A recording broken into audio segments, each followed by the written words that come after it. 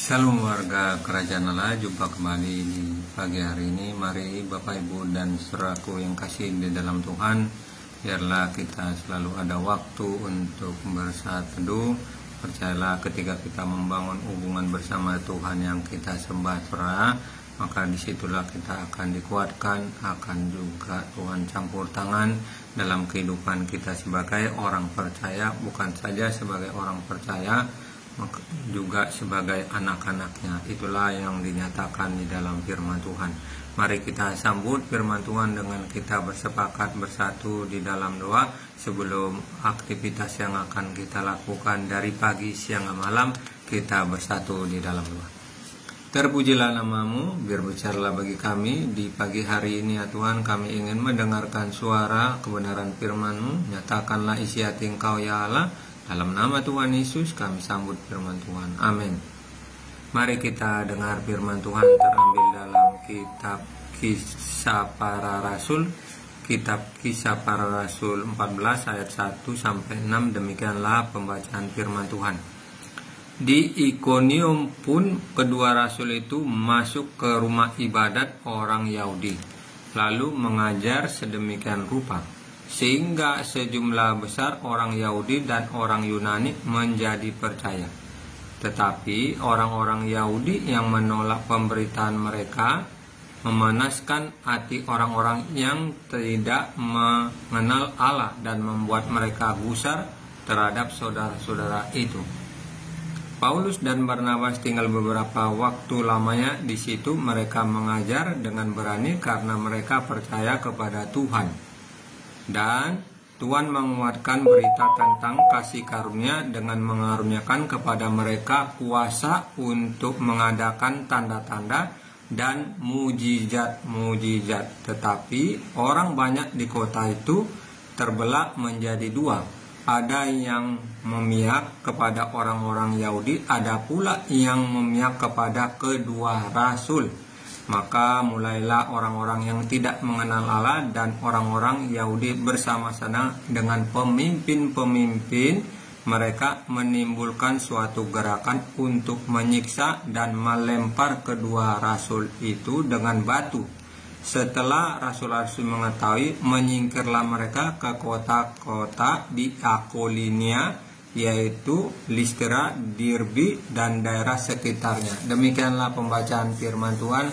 Berbahagialah dalam kehidupan kita yang senantiasa merenungkan firman Tuhan.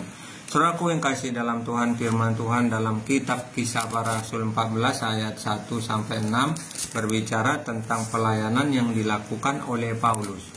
Paulus yang bersama dengan Barnabas, orang selam Tuhan, melakukan suatu pelayanan untuk menjangkau daerah-daerah yang dilakukan oleh Paulus supaya nama Tuhan itu tersebar, orang selam Tuhan. Bukan saja tersebar, supaya orang sekitar daerah-daerah yang dilayani oleh Paulus ini menjadi percaya.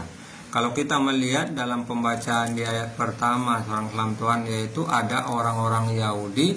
Dan saat itulah Paulus melakukan pengajarannya di rumah ibadat pertama-tama. Dan ketika melayani di rumah ibadat, ada orang yang menjadi percaya. Tentu tidak mudah orang yang menjadi percaya, tetapi itulah ajaran yang disampaikan oleh Paulus. Karena Paulus mengajar dengan kuasa yang daripada Tuhan, bukan saja kuasa tetapi ada tanda-tanda mujizat yang terjadi. Saudaraku yang kasih dalam Tuhan, modal kita sebagai orang percaya ketika kita mengimani, maka juga bisa terjadi apa yang dilakukan oleh Paulus. Itu juga bisa terjadi dalam kehidupan kita seperti Paulus ini, di mana orang ketika yang diajarkan oleh Paulus, baik itu orang Yahudi atau juga orang Yunani, orang selam Tuhan, menjadi percaya. Tetapi ada juga orang yang mendengar kabar itu tidak percaya kepada ajaran daripada Paulus itu. Mereka yaitu tidak melakukan seperti yang dilakukan oleh beberapa orang Yahudi maupun Yunani. Nah, saudara yang kasih dalam Tuhan, kita adalah orang yang percaya, yang tentu kita percaya karena mendengar firman Tuhan. Karena ada firman Tuhan ini maka kita percaya. Berbahagialah kita percaya yang mendengar firman Tuhan ini, karena walaupun kita tidak melihat perbuatan yang dilakukan oleh Yesus maupun Paulus di dalam kehidupan pelayanannya, tetapi kita menjadi pegangan iman kita melalui firman Tuhan. Nah, saudara yang dalam Tuhan, banyak orang imannya runtuh, banyak orang yang percaya kemudian tidak percaya lagi kepada Tuhan yang disembah itu, saudara dalam Tuhan. Maka mereka meninggalkan Tuhannya. Nah, saudara, pada pagi hari ini kita mendengar sesuatu keyakinan yang dimiliki orang yang menjadi percaya. Nah, kita dibawa untuk menjadi percaya, menerima Yesus sebagai Tuhan. Dan saat kita menerima Yesus sebagai Tuhan, kita meyakinkan yang kita percayai. Nah, kalau kita meyakinkan yang kita percayai, saudara Tuhan, maka ada firman-firman Tuhan yang kita dengar itu, kita tangkap, bahkan saja kita tangkap, kita dapat lakukan. Artinya iman kita ini kan mengalami peningkatan, Bapak, Ibu, dan saudaraku yang kasih dalam Tuhan. Kalau itu iman kita mengalami peningkatan, maka segala sesuatu yang kita mungkin berkata tidak mungkin, tetapi di mata Tuhan itu mungkin, itulah yang akan bisa terjadi dalam kehidupan kita. Seperti yang dilakukan oleh Paulus dalam pelayanannya di ayat 4 dikatakan, kepada mereka kuasa untuk mengadakan tanda-tanda dan mujizat-mujizat. Itulah kuasa yang mereka nyatakan Paulus bersama dengan Barnabas, ada tanda-tanda mujizat-mujizat. Mujizat itu sebenarnya sebagai orang percaya sudah di depan mata kita, orang dalam Tuhan. Kalau kita mengimani seperti yang dilakukan oleh Paulus ini, seperti Yesus memberikan mujizat kepada murid-muridnya dengan cuma-cuma, maka itu juga bisa terjadi dalam kehidupan kita. Mujizat itu bisa terjadi, itu seorang dalam Tuhan. Mari sebagai orang percaya, biarlah setiap firman yang selalu kita dengar ini dapat menguatkan kita, dapat menambahkan iman kita. Iman dapat timbul dari pendengaran akan firman Tuhan, saudara. Semakin kita banyak mendengar, maka muncullah iman kita. Yang mungkin ada iman kita ragu-ragu, yang mungkin iman kita tidak berkembang, tidak mengalami signifikan, tetapi semakin kita mendengar firman Tuhan, disitulah iman kita akan dipacu untuk maju iman kita. Nah, kalau kita maju iman kita, saudara, seperti yang dilakukan oleh Paulus itu dapat terjadi, kuasa Tuhan dengan melakukan tanda-tanda mujizat itu akan terjadi. Tidak perlu kita mengundang pendeta, tidak perlu kita mengundang majelis gereja, tetapi bila kita yang percaya ini dapat kita imani setiap firman Tuhan, maka itu kuasa Tuhan dapat terjadi seperti yang dilakukan pelayanan Paulus itu di Ikonium. Ikonium ini tempat di daerah sekarang yang bernama Turki, seorang Islam Tuhan, negara Turki. Itulah yang sekarang sebenarnya Turki dahulu adalah banyak orang yang menjadi percaya dibanding sekarang, yaitu Turki yang sebagai negara Islam yang disebut itu yang sekarang. Tetapi zaman dulu Ikonium atau Turki itu banyak orang menjadi percaya, seorang Tuhan.